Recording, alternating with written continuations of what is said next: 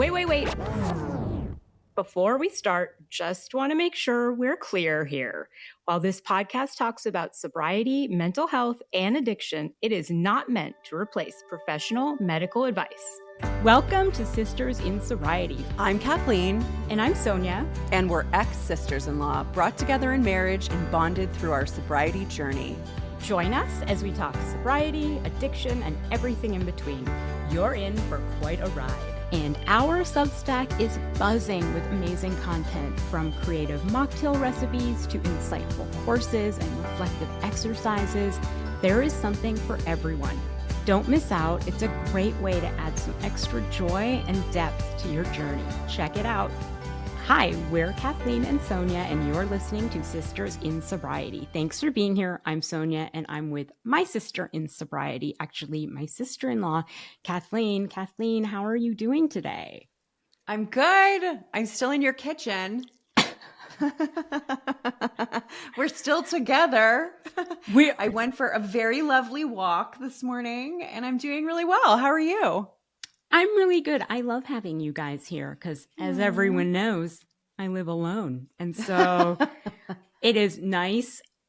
I'm so happy you're here because the carbon monoxide detector battery is low and the beeping went off at 5:30 in the morning. And I had someone there to help me locate where it was coming from. You did, but I also think it's funny because at first your thought was to blame me for the beeping. Yeah. So you thought that because I'm an early bird, it was actually like the only day I was going to sleep in was today, but I didn't. That's okay. You were like, I thought it was you doing something weird and being up so early. I'm like, why are you blaming me? The fact that someone was in my house and the beeping went off had to be related, when in fact they were not related at all. And so I'm sorry that I blamed you. That's okay. You made me laugh at 5:30 this morning because you were like standing in front of the carbon monoxide monitor and waiting for it to beep again. And you were like, do it. You were like trying to will it to beep.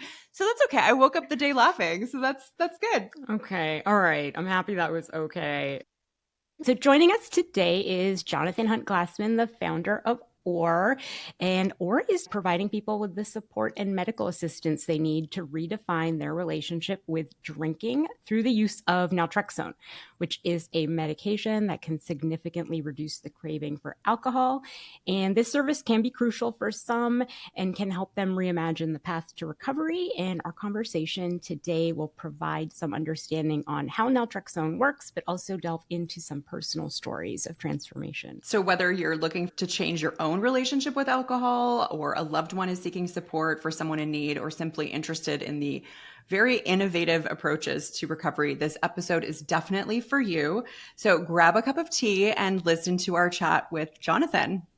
Hi, Jonathan. Hello. It's great to be with you. It's so good to have you here. So can you just start by sharing your journey and what inspired you to start a service focused on changing people's relationship with alcohol? Sure. I started OAR Health because in many ways I needed it. I struggled with alcohol misuse my entire adult life. What started as binge drinking in high school and college became a pattern of drinking to blackout in my 20s. And then as I saw peers start to grow up and put that sort of excessive alcohol use behind them, the opposite was happening for me. I was starting to have multi-day binges, experience the physical and mental health symptoms of withdrawal on the back end of those. And over those 15 years or so, it was no secret to me that I had a drinking problem. So I sought help in a lot of the places that first come to mind: AA, therapy, primary care, the emergency department, and pretty much always heard the same thing, which was you need to stop drinking and start going to meetings, AA meetings in particular. And I gave that a shot, but it never quite fit and never really helped me achieve my goal to take back control over alcohol. What was much more of a turning point was connecting with a primary care physician who suggested putting safe, effective, FDA-approved medication in the toolkit, specifically naltrexone, as you mentioned. And for me, at that point in my life, It was exactly the tool I needed to achieve my goals. So can you describe what the historical approach, you mentioned a few things, has been to treating alcohol dependence and how it's evolved to include medications like naltrexone? Historically, modern medicine didn't have a lot to offer people who were drinking too much or who we called alcoholics. Mm-hmm. And so homegrown tools like Alcoholics Anonymous, that I'm a big fan of and has helped millions of people recover from struggles with alcohol, kind of filled the gap. They weren't necessarily evidence-based in the sense that modern medicine is, but they helped and they worked. And so for a long time, those were the best tools we had. And so common practice for, let's say, a primary care physician who encountered a patient who was drinking too much was to hand them a pamphlet for mutual peer support of some sort, 12-step programs, often with a religious component. Mm-hmm. And as I say, really helpful, helped millions and millions. Today, those are still tools, and the evidence has actually caught up and suggested that mutual peer support is helpful to many. But today we also have a broader menu of options, including behavioral health care, whether that's therapy or coaching, and prescription medication. And a lot of those tools can work together in very complementary ways. So do you think that the medical community's understanding of addiction has influenced the use of these medically assisted treatments? Absolutely. I think the adoption of a disease model for addiction, thinking about it as a chronic brain disease, and the development and use of medication to treat addiction are tightly interlinked. When we thought about addiction as a personal failing or a spiritual defect, it didn't make a lot of sense to study, develop, prescribe medications. Now that we think of addiction as a bit more of a chronic brain disease in the medical consensus, it makes sense to treat it like other chronic diseases, often with a combination of behavioral healthcare interventions and prescription medications, along with lifestyle changes that people are able to make outside of the doctor's office. And so those two things, very, very connected. We've modernized how we understand addiction and modernized how we treat it. Yeah, so to take that moral failing idea, which, I love AA too, but I just cannot get behind the moral failing of it. What are the pivotal moments in research that really advanced the acceptance of medically assisted treatments for alcohol dependence?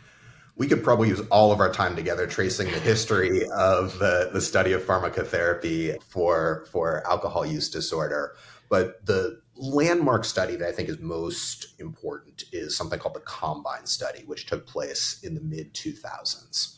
And this was a large clinical trial that tested naltrexone, acamprosate, and what they called a combined behavioral intervention that kind of synthesized elements of cognitive behavioral therapy, motivational enhancement therapy, and encouragement of participation in mutual peer support. And then they tested all sorts of combinations of those interventions. So this actually ended up with 9 different arms of the trial, which is so unusual if you follow clinical trials, where normally it's pharma company A trying to prove that drug X is better than placebo. This was really interesting in that they looked at multiple bona fide therapeutic approaches. And the findings were as such. Naltrexone, effective in reducing how much people drank. The combined behavioral intervention, effective in reducing how much people drank. Surprisingly, this particular trial did not find incremental benefit from combining those two approaches, although there's certainly broader evidence and clinical experience to suggest that the combination can be helpful. And so this built on 20 years of research on naltrexone, but it was the loud call, at least for those who follow the evidence closely, that medication is a really effective tool in the toolkit. And if you look at the clinical guidelines, even today, they are pretty consistent with the findings of that study and the ones that have come since. Basically, when people are drinking too much, they should be offered medication. They should be offered behavioral interventions. If they want to pursue a combination of them, fantastic. If they don't feel ready or able at this moment to pursue one type of treatment, well, they shouldn't be denied the other just because of that. So when you're talking about effective, we're not talking about abstinence, right? We're talking about reducing overall alcohol consumption, which also diverges from AA or other approaches. Yeah, there are different endpoints, as they say in the research. And certainly days not drinking at all is an important one, but days heavy drinking is also important.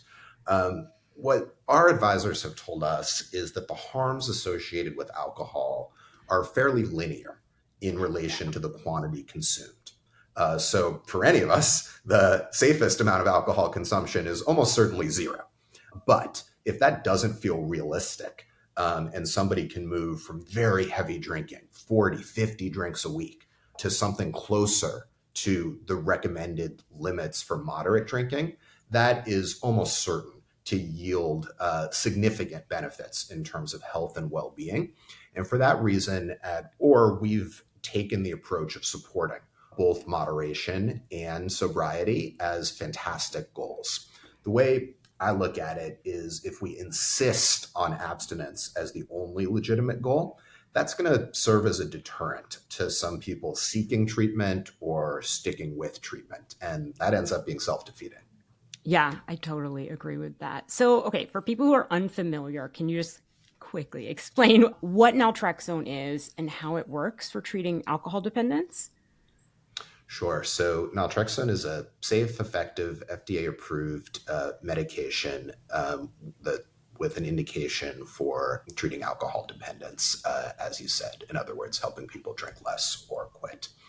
The way that it works is it cools off the pleasure and reward that some feel when drinking. To get a little bit more technical about it, it is an opioid antagonist. So it binds to a specific opioid receptor in the brain. And there are no opioids in alcohol, but what it does do is it blocks endogenous opioids produced by the body when drinking. And that's how it cools off the pleasure and reward. So alcohol may be less interesting, less appealing. If you do drink while taking naltrexone, it may get easier to stop after one or two drinks instead of feeling like you're on that runaway train. That's very familiar to me from my own experience.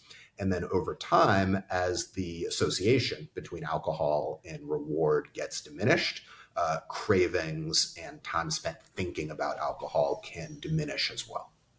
Is it used for substances beyond alcohol? It is. So it was originally developed as a treatment for opioid use disorder because of the opioid antagonist properties. It's been overtaken in clinical practice by other medications like Suboxone for opioid use disorder. Those are the only two FDA indications. However, there are suggestive limited research results that suggest it may be helpful with other sorts of compulsive behavior. And so it is sometimes prescribed by clinicians in their judgment off-label for things like overeating, gambling addiction. We need more, better, bigger research to get an FDA indication for those sorts of uses. How long has naltrexone been used for alcohol use disorder? This is one of the most interesting things about the naltrexone story. It was approved for treating alcohol problems in 1994, 30 years ago. And despite that, and the evidence for its efficacy, its safety track record, its relatively benign side effects, it's still dramatically underprescribed relative to the number of people who are struggling with alcohol problems and could likely benefit from it. Less than 2% of people who meet the diagnostic criteria for alcohol use disorder are prescribed any medication intended to help them drink less or quit. Why is that? Is that perception? Is that stigma? Why is that? There's plenty of blame to go around. I think the big factor here is naltrexone has been generic since before direct-to-consumer marketing of pharmaceuticals really became a thing. So there's no pharma company that has an economic incentive to make it a household name like Zoloft or Viagra. Number two, clinicians still don't get enough training in treating addiction relative to how frequently it's going to come up in their panel. And so that old practice of handing someone an AA pamphlet is still way too common. And then lastly, there are still pockets of the traditional recovery community that are a bit averse to the use of medication or may not have the capacity to prescribe. There's not a prescriber at the back of every AA meeting, as great as that would be. Even inpatient rehab facilities don't always have a prescriber on staff. The good news is I think we're making progress across all three of those dimensions, but the statistics show long way to go. Long way to go. And how is it used? Is it injected or is it taken orally? Naltrexone is available in both a tablet and an injection format.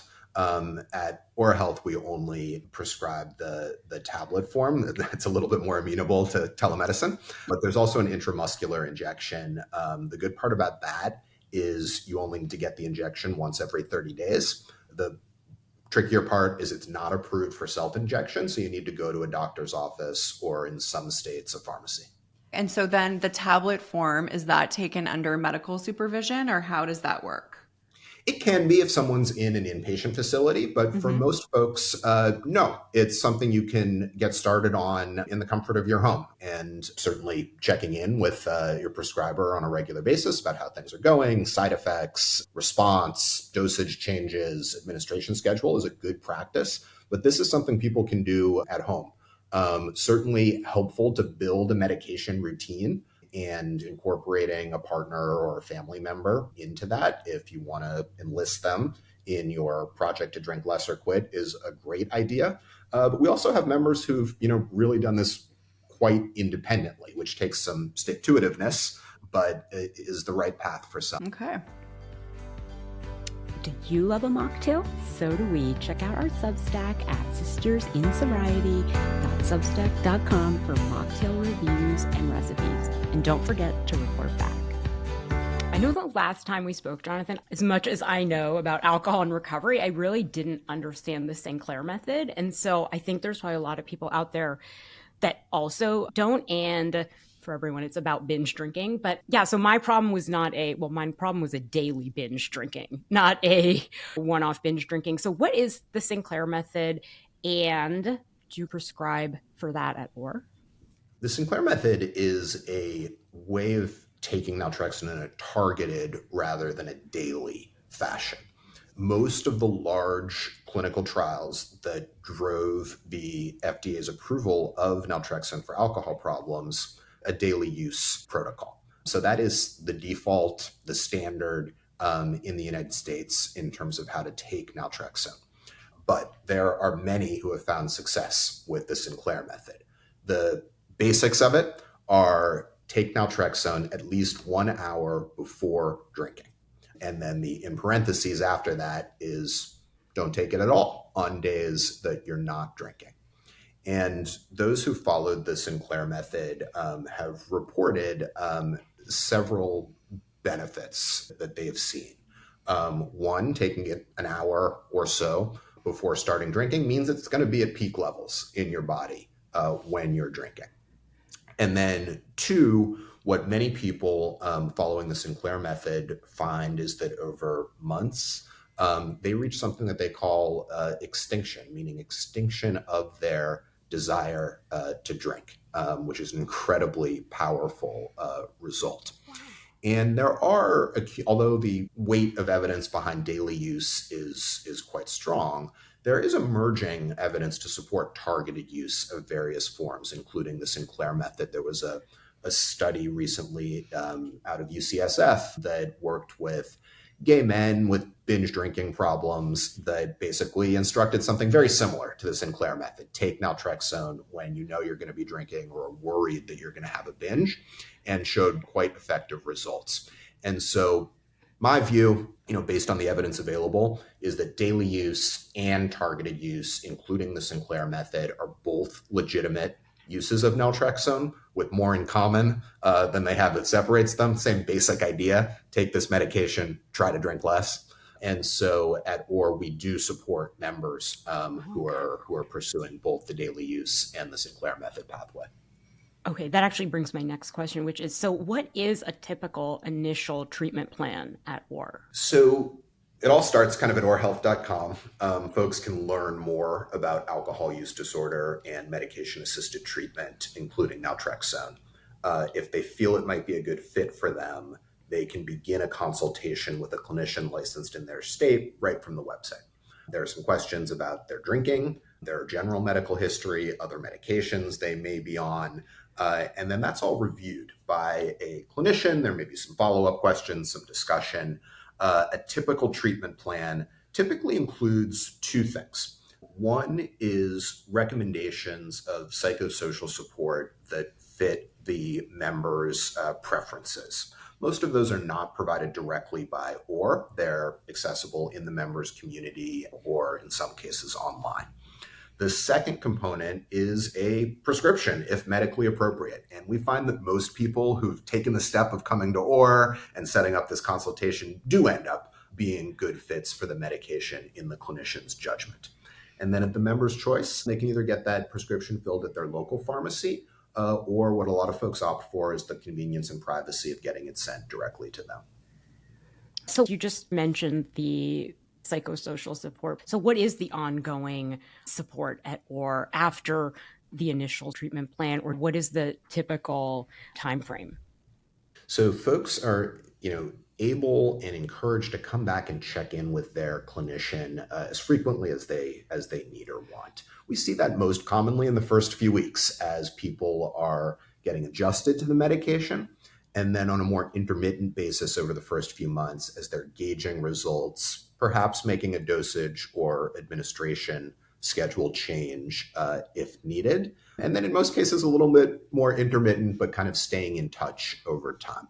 In addition to the interaction with the clinician, we offer two forms of additional support directly. One is an optional confidential member support group, which can be quite helpful, especially with a medication like this that, as we said, just isn't widely known, just connecting with other people who are using the same tool for similar or different journeys. And then the second is a set of digital tools, including guided reflections that can help people formulate their plan, their strategies, maybe get in touch with some of the reasons that they've been struggling with alcohol and how they might address that. Not a substitute for psychotherapy, but we think still helpful. Just because I want to ask this because I am based in Canada, and I'm assuming from what you've said that OAR is only US specific. Is that right? That's correct. The laws of telemedicine and pharmacy are complex, and so we are going at a pace that allows us to make sure we're in compliance with them. For folks who, are in countries or the few US states where we're not available, I would recommend the C3 Foundation is a terrific resource on medication-assisted treatment. Their emphasis is on the Sinclair Method, and they can recommend both in-person and telemedicine prescribers of MAT for AUD, certainly in Canada and in many other countries also. Okay, that's great. And how do you measure success? I know we talked about abstinence and also we talked about decreasing the amount of drinking, but how do you measure success of your members at OAR? We use a two-pronged test. Mm-hmm. The first is whether folks are regularly meeting their goals, whether those goals be to drink less or to achieve sobriety. And over 60% of our members indicate they are meeting that goal. In this realm, there's nothing that's a silver bullet. We're proud of those members. The second prong is a more objective alcohol risk screener, the Audit C test. And what's interesting is when we ask the same members the questions on that test, it shows very similar results. About 2/3 drinking not at all, or at low or moderate risk levels, versus the vast majority of the folks who start with us are in the severe alcohol use disorder subtype. Mm-hmm. And what are some of the side effects that people might experience when they're using naltrexone? The most common is nausea and some related tummy troubles. Also, some experience a little bit of dizziness, issues with sleep, either on either end, either feeling sleepy or having trouble falling asleep. Most side effects do tend to dissipate with 1 to 2 weeks of use, and we do try to coach people on titrating up to a full dose, taking the medication with a meal, using over-the-counter medications to manage side effects like bismuth. The other thing that I think is worth mentioning is the significant safety watch out with naltrexone. As I mentioned, good safety track record. But because it's an opioid antagonist, it is not appropriate for people who are taking opioids, whether those be opioid-based painkillers, whether used as prescribed or recreationally, nor people who are using street drugs that contain opioids. And has naltrexone been found to be addictive itself? It's not. Okay. It does not have, it cannot get you high. So therefore does not have a concern around abuse, which is of course something that people seeking treatment for an addiction are justifiably concerned about. And it's one of the real benefits of naltrexone is you can kind of take that worry out of the equation. Mm-hmm. That's interesting. So I have a question. I don't even like using the term relapse unless I'm communicating with people in AA. So what is considered technically like a relapse or return to use, and how is that managed in your patients that are on naltrexone? Yeah, I think we come from a similar philosophical place and don't spend too much time trying to classify folks into, oh, here's who's relapsed, here's who hasn't. We spend a lot more time talking with members about their journeys, which may involve slips, lapses, and setbacks. We try to encourage them to think about those moments as learning opportunities. What went wrong? What can be changed in the future? Is it a moment to recommit to a medication regimen that has kind of gotten a little loose? Is it a moment to layer on additional supports, working with a professional, joining a mutual peer support group? Is it time to reevaluate the goal? We have members who began with a goal of moderation, found that it was not working for them, and graduated to a goal of abstinence. I think that's a success story. I think the main message we try to share people when they're feeling down about their progress, whether because of a recent negative event of drinking more than intended or otherwise, is this is not what matters most is what we make of that sort of experience, no matter how painful it may be.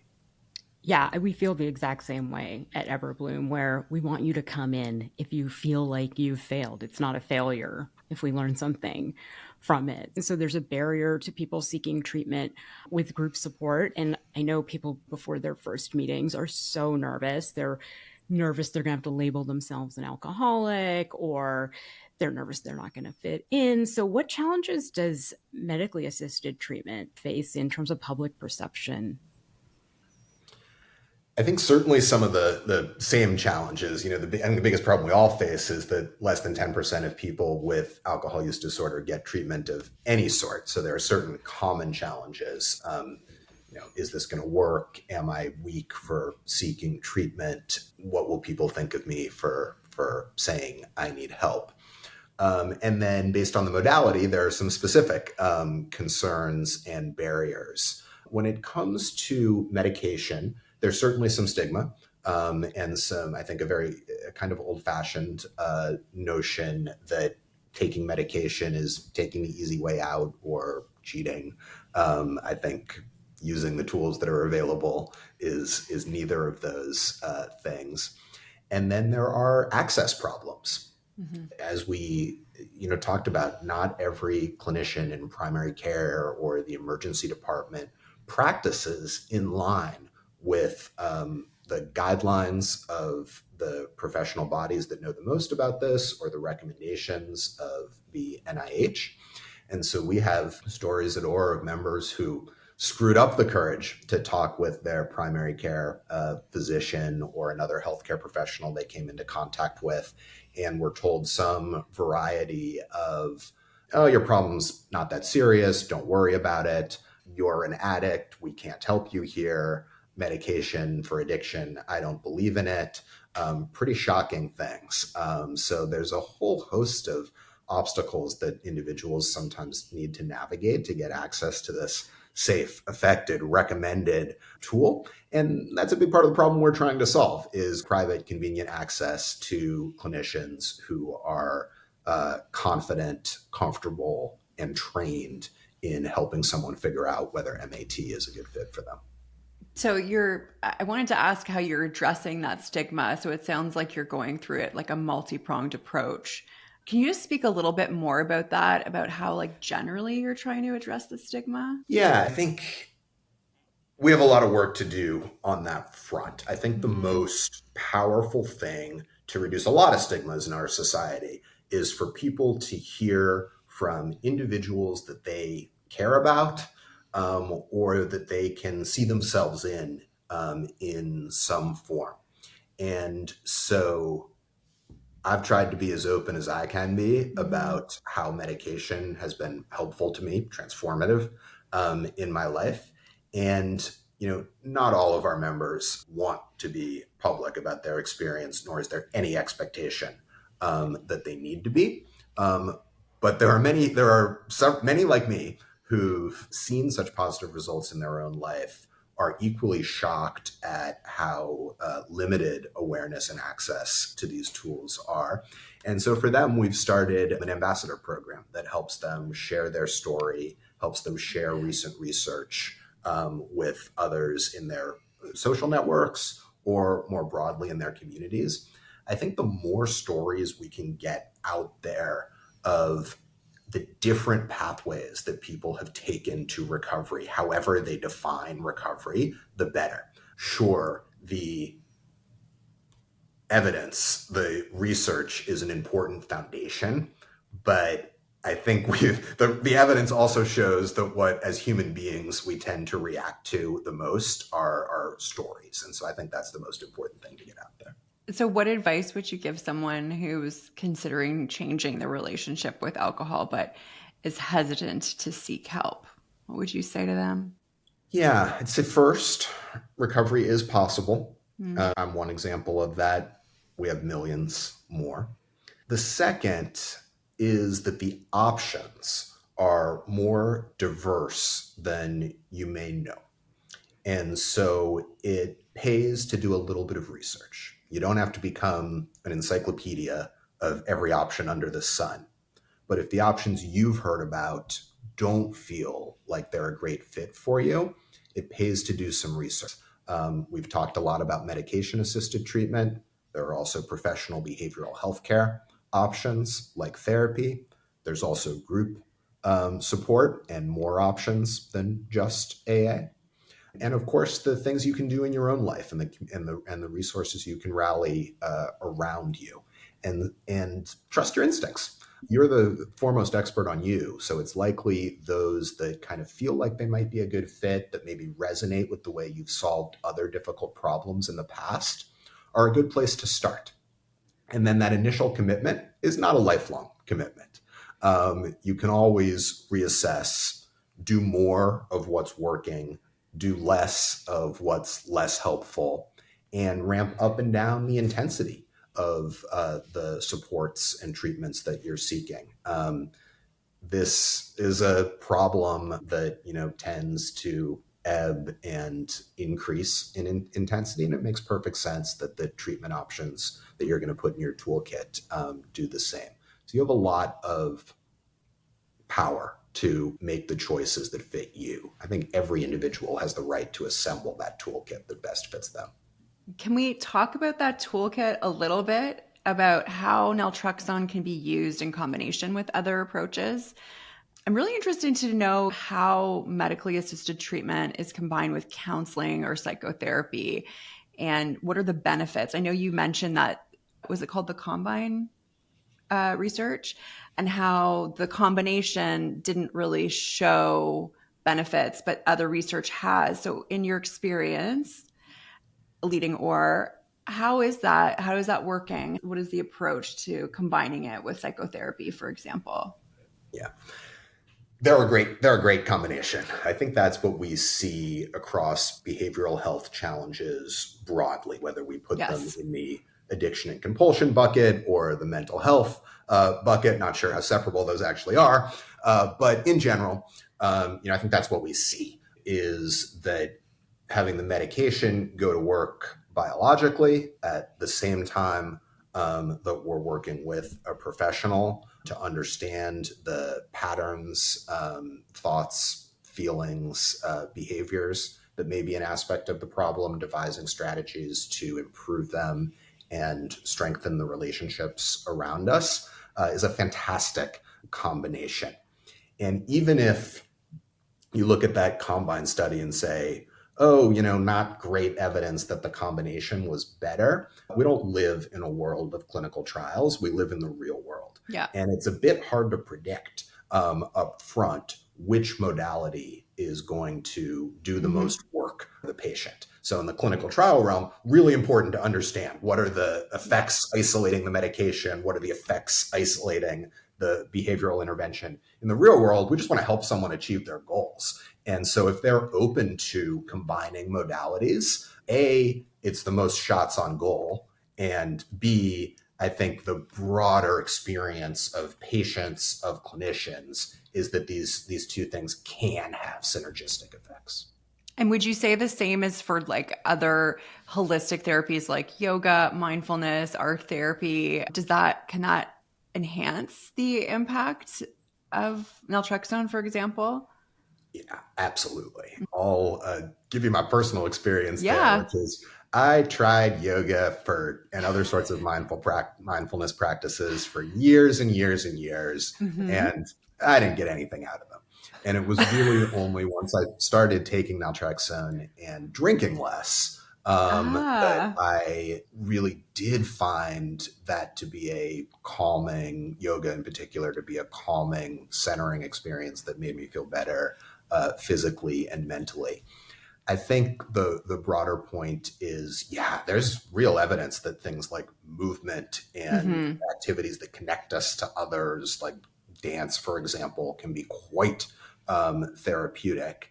And more broadly, when someone is saying less or no to alcohol, it's really important to be saying yes and more to other activities that activate healthy, natural reward pathways. Could be yoga, could be meditation, could be just walking outside, could be more time with family and one's partner. Well, you're speaking my language because I am also a yoga teacher and meditation teacher, and not at all periods of my life did I find it helpful. So it's nice to hear that you went back to it and that it was helpful once you were able to find that stillness, be able to sit in the stillness. Yeah, I think at least for me, part of it was turning down the volume on alcohol or, any drug of misuse can maybe let you tune in to some of those other sources of pleasure and meaning. I agree. Kathleen knows the same for me. I've been sober for 7 years and I just started meditating like 2 weeks ago. And I didn't have the clarity to do it. I didn't have the space, right? My focus was, generally from when I woke up to like lunch, my focus was on not feeling sick. And then rest of the day, the focus was like, when am I going to have a drink? Yeah. And so, have you ever done yoga hungover? Because I sure as hell have, and it was horrible. Yeah, I agree. It feels just like a misery, right? I feel like you're going to die. Yeah, it's not a spiritual experience. I did hot yoga hungover once. I thought I was going to die. Oh my gosh. Are you kidding me? No. Yeah, I know. We digress. So Jonathan, what are I know we talked a little bit about research, but is there anything new going on in this field that you find exciting? I think probably the most exciting result in the last year have been both anecdotal and then early small studies suggesting that semaglutides, which people may know by brand names like Ozempic, may very well be helpful to at least some people in significantly curbing their desire for alcohol and how much they drink. A lot of research necessary to replicate that across a larger group, understand what happens when people go off the medication, and not yet an FDA indication for that use. But I think there's a lot to be excited there. Also, some very early small studies suggesting that psilocybin might have some effects. I'm a little bit more skeptical about how you actually implement that in practice. And then there continue to be small biotech companies pursuing traditional small molecule research with various theories. I think it's pretty obvious from this conversation, I'm a big fan of naltrexone, but it's not a silver bullet.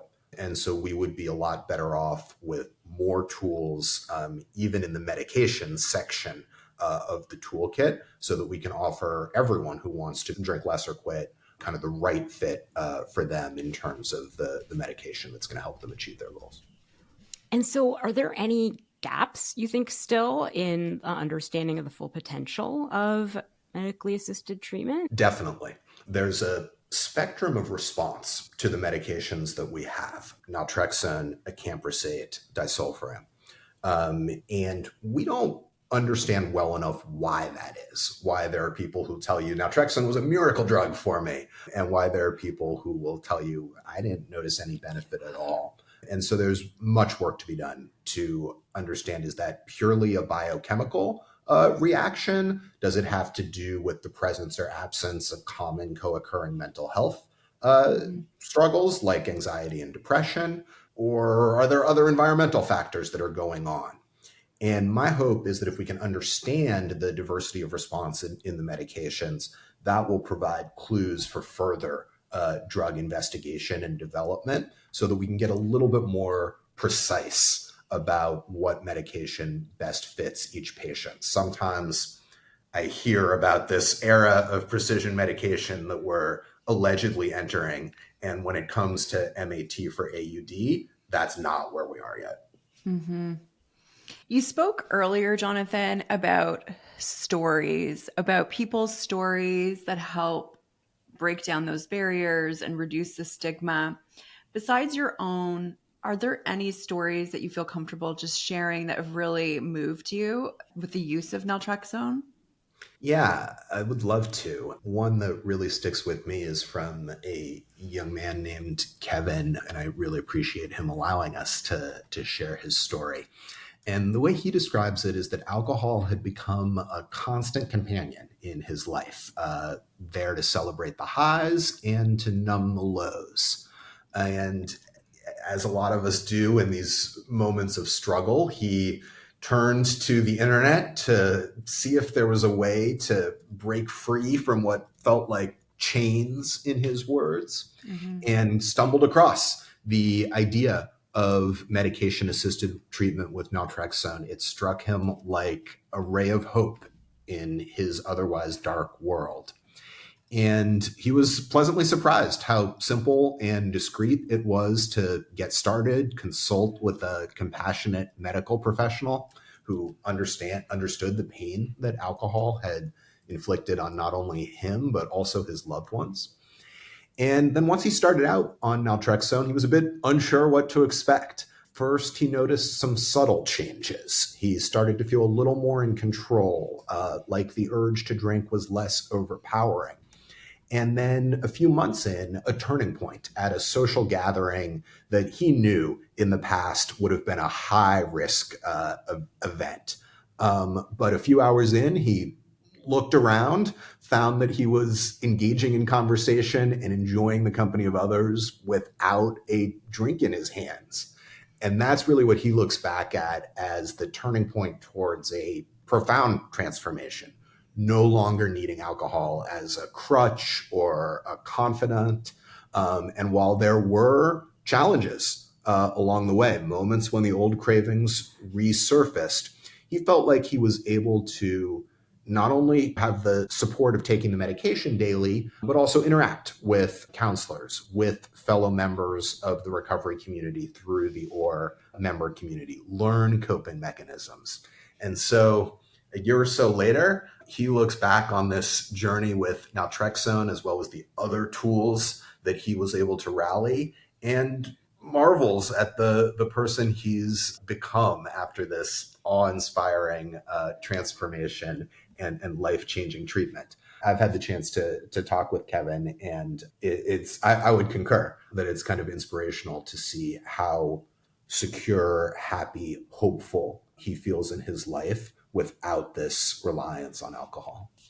Way to go, Kevin. Yay, Kevin. I know. I love the stories at Everbloom. They make me so emotional. And I have a Kevin too, but I'm going to call her Betty from Arkansas. And it inspires me to stay sober. So thank you so much, Jonathan, for sharing your wisdom about medically assisted treatment. And if you're interested in naltrexone treatment for alcohol use disorder, we will link to OARhealth.com in our show notes.